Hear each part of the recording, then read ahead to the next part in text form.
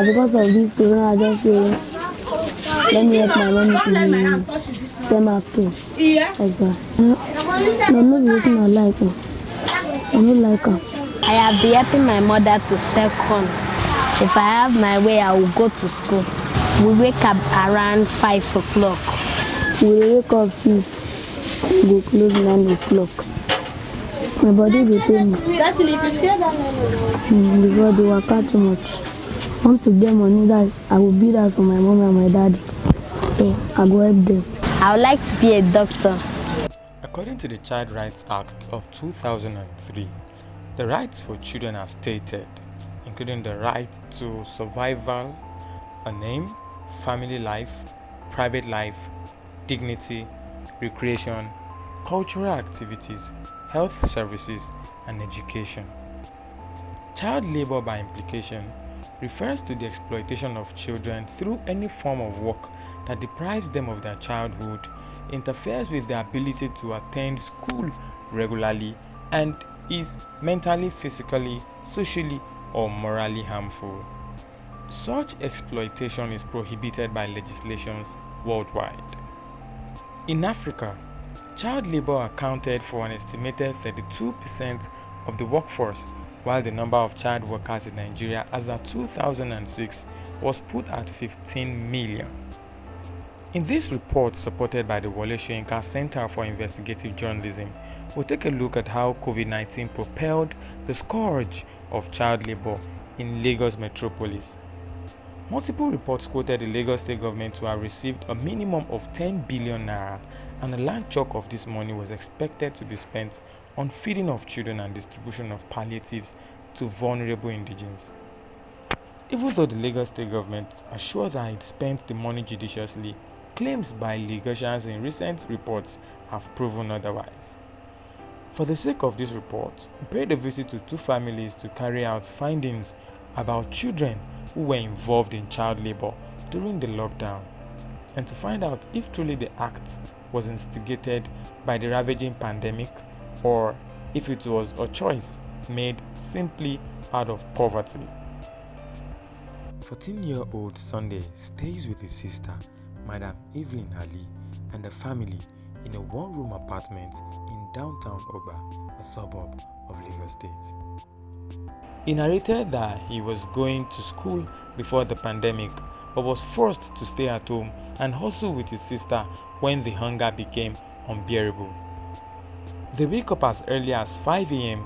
to fix their wares and hit the streets in search of their daily bread, a venture which doesn't end until about 12 hours after. My name is Gabriel.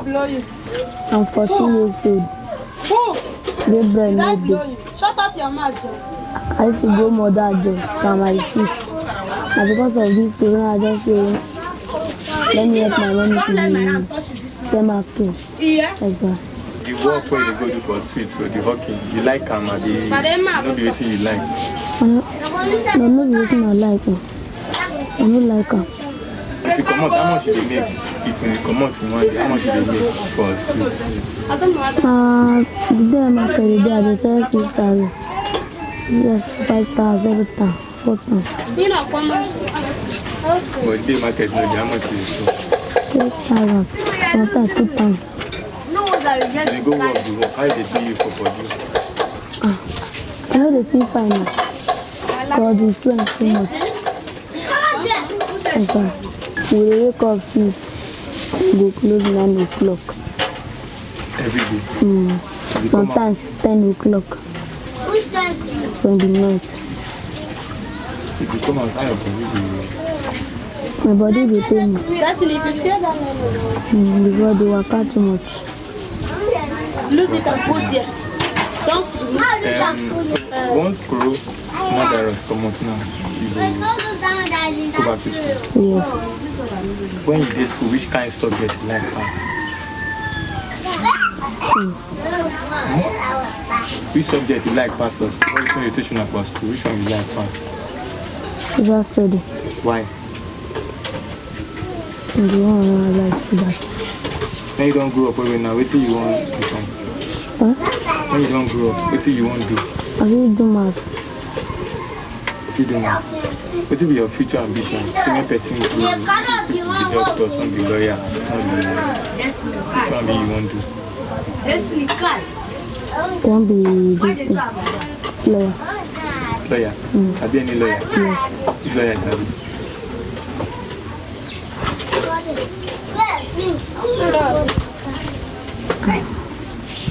I'll talk, that's why. You can talk?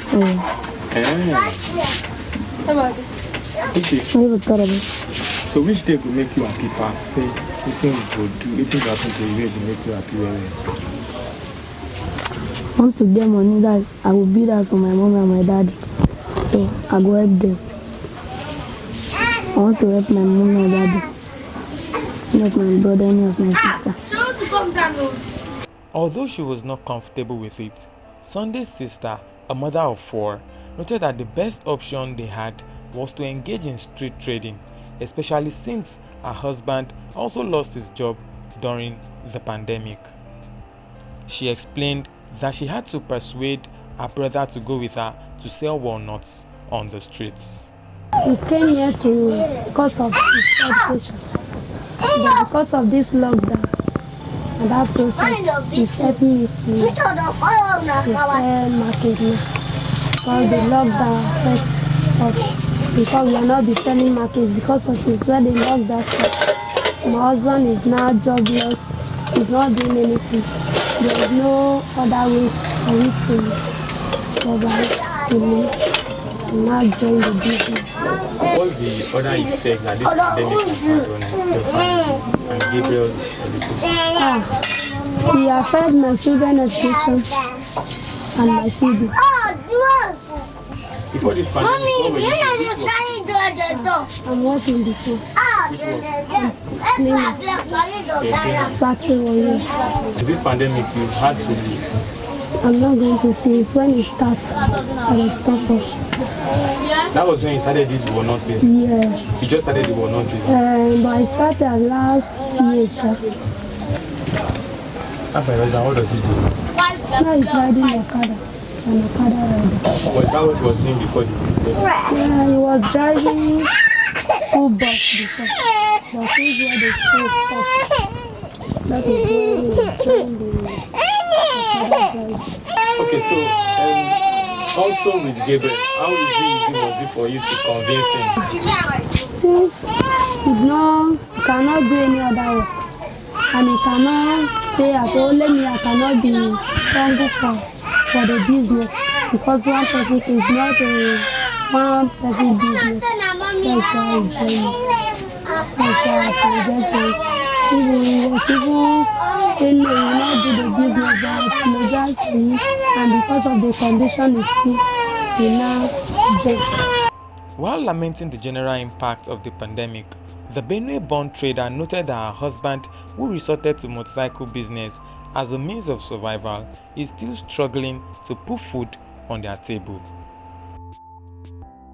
On her own part, Mrs. Mary Eloziowa, who sells roasted corn around the Lupeju area of Lagos, expressed her disappointment in the government while the lockdown lasted. She explained again and again why she allowed Favour, a 13-year-old girl, follow her to the roadside to sell corn for her. This woman repeatedly said she was not happy about the situation of things and was ashamed of having her daughter go through the stress, but noted that she had no choice. When the lockdown starts, now no more school again. So all of us stay for house and be fighting for the lockdown. Then after they say people should come outside, they now decided to come outside again. The lockdown was very, very tough. It's not easy. Even the Favour that helped me supposed to be in school. Because of the lockdown, you're not able to go to school again. So both of us is staying here, waking up early in the morning and go to market and come here and start selling. Now, how easy was it for you to convince people to come and stay with you here? Only one. I convinced her now. I explained things to her. Tell her, see, as this is done, as this COVID-19 is happening now, you know, enter, come outside to come and do so. Upon all the ones that we just spend for house during the lockdown. I said we have to come outside and come and struggle so that we'll be able to see something to eat. And people not agree with me, I should come out. That's how we come out Saturday. Okay, so as a parent, how do you feel that your daughter is standing out here to sell food? No, I'm not feeling good though. I'm not feeling fine. I'm not feeling it's fine. How did this COVID-19 affect you? It affects me. It affects us very, very bad. It affects no food, nothing. We suffer a lot. We suffer. We really suffer. It affects us very, very well. To pay money for our house rent to our work, to eat self, no problem. It affects me very, very well. In other climes, like in the US for instance, children who stayed at home during the pandemic were properly fed and given online lectures since they could not go to school. But the same could not be said about Nigeria. Favor, who seemed happy to be helping her mother, says she would one day love to be a doctor, but may not be able to pull through if she does not assist with these little things. With her beautiful smile, the teenager stated that she would jump at any opportunity to return to school for academic activities. My name is Favor. I am 30 years and my class is primary 5. I have been helping my mother to sell corn. We wake around 5 o'clock and I always prepare myself to come to the shop, come and help my mom to bring out our market things. I always help her to roast it. If I have my way, I will go to school. But are you happy coming here to help your mother to sell? I'm happy to help her to sell. When you grow up, what's your ambition when you grow up? I would like to be a doctor. Among the non-governmental organizations working against child labor is the Bimbo Dukoya Foundation. We spoke with Mrs. Adirunke, the coordinator of the NGO, who spoke extensively on how parents unknowingly exploit their own children. She also explained that sensitization of parents and guardians is ongoing and that the state government is doing a lot to educate citizens. At the foundation, we protect the rights of women and the girl child. So we do this through some of our projects, which we call sexual harassment and rape prevention. We also do to sensitize children on their rights and their responsibilities and how to protect themselves from any form of abuse. So we also run other projects like Girls Empowered, like PEP, Peer Education for Prefect, and also Hope House. We ran a shelter for 10 years. The shelter was for survivors of domestic violence and sexual abuse. So we've been working in line with the Child Rights Act and now Child Rights Law of Lagos State. The provision there is that we should always work in the best interest of every child, and that every child deserves to be fully given the opportunity to survival. They should give it the opportunity to understand that they need to thrive. They need to be all they need to be protected from any form of abuse. So the Child Rights Right is telling us that we should make sure that every child undergo the normal psychological and developmental stages, and they are allowed to participate. The children are allowed to have their opinions heard, and that their interest should be the paramount for everyone at every point in time. Right. What's the government doing about child abuse? What do you think the government should do about child labor, as it were? Our Lagos State governor is trying, and the government of Lagos State has tried in many ways to see how we can curb this menace of child abuse. Okay, so do you have instances of children who have been involved in child labor, child abuse? Yes. In any case, do you have instances? Could you share one or two? Okay, there was an instance of a young girl which we worked with recently. That was in April. There was still lockdown. A neighbor, her mother leaves her before the lockdown. She goes to school with a neighbor because he's an older boy, 15-year-old. The boy takes the child to school with other couple of children. So nobody knew that the guy has been touching the young girl until the girl one day sat down. The father noticed that the way she sat, vagina looked so wide, and I asked her what happened. With much plea and all that, the father had to get information that the boy has been sleeping with the child, and it was like a dream. So a 4-year-old girl, 15-year-old boy touching the girl not once, not twice. And we took the case up, reported at the police station. We went all the way to the police station, got the child to SACS, that's Sexual Assault Referral Centers, for testing and all. Then the case is still in court. But despite the fact that the case is in court, they gave the guy, the young boy, what they call it, he was sentenced to correctional center for 2 years because he's a minor also. But what I'm trying to say is that is a very pathetic one, because the mother did not realize that leaving the child, because the guy is offering help, the young boy that is offering help is also doing something to that child, and they never noticed it. So that is a very severe one that parents need to be watchful, and they should know the kind of people they leave their children with. But when it comes to child labor, parents indirectly or indirectly engage their children in child labor. Right. Because imagine if you don't give a child the kind of work or chores or domestic chores that is equivalent or proportionate to the age of that child. That's child labor. Imagine me giving my 4-year-old boy or 6-year-old boy to fetch a 25 liters water, or tell him that this drum that is this high, you must fill it up. How do you expect? That's laboring the child to do things for you. And some will say, what do you want me to do? We've seen children on the street selling. They will say, my mom said we have to sell. If we don't sell, we will not eat. If I don't have money to provide for such a family, to help them, maybe economic development and all, or what they call it, empowerment for that family to start a small business, maybe the mother can see why they shouldn't engage the children outside, where they will stay out with other children. Before you know it is late, and they can be exposed to forms of abuse with their peers, or even from people that see them on the road, because the predators are everywhere. So that kind of thing, the child is left to walk.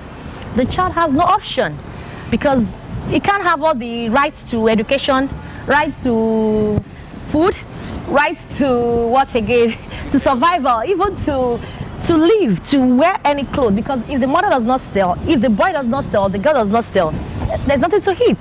So indirectly, parents, we indulge, or we engage our children in labor, in child labor, and because we need to get profits. And some will go and give their children, like a young girl that came to Lagos, the case was everywhere in the news, that had a baby. She was brought down somewhere to come and stay with someone. The day they brought her down to Lagos to come and stay with the person that she'll be working with, the person, we don't know what happened. The person never got her, never had the opportunity to take her to go and work. So she ended up on the street. And that same young girl was sleeping from one place to another, got impregnated. And we saw her story. She was up and there. From there, she went to, she was sleeping around, and several guys raped her because she was endangered, because somebody sold her out for labor. Even if it's my uncle, my auntie, come and go and stay with them and help them out. It's child labor. Let's put it plain. When you can't take care of the children, you give birth to yourself by yourself, and you give them out to somebody else, because they will also send money back to you. Because if they're sending money to you, you are selling your children, because they are working for that money, and that money is what you are spending. During this pandemic, like the lockdown and everything, was there an increase in the number of child labor cases? Yes, there was, because parents were locked down. Nobody could go out. There are people that live on daily substance, what they call it, daily sales. Daily income.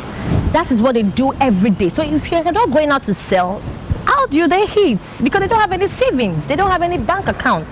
Even if they have bank accounts, they live on daily sustenance, that this is what we earn today, this is what we are going to eat, because we have made this amount. So people like that will have to look for something to do within the neighborhood. Some were selling, people were doing one thing or the other. So we saw children almost everywhere. Even we're not on the major streets, actually, we're not on the major highway, but they were around doing one thing or the other. So there was lockdown, but we saw that most children were being, even in the same house with their parents, they would do the work. Another child protection advocate, Alhaji Idris, noted that cases of child labor are underreported, hence the need to intensify reports of such incidents. Basically, during the lockdown, we recorded more cases of child abuse in the area of especially sexual abuse. There are a lot of sexual cases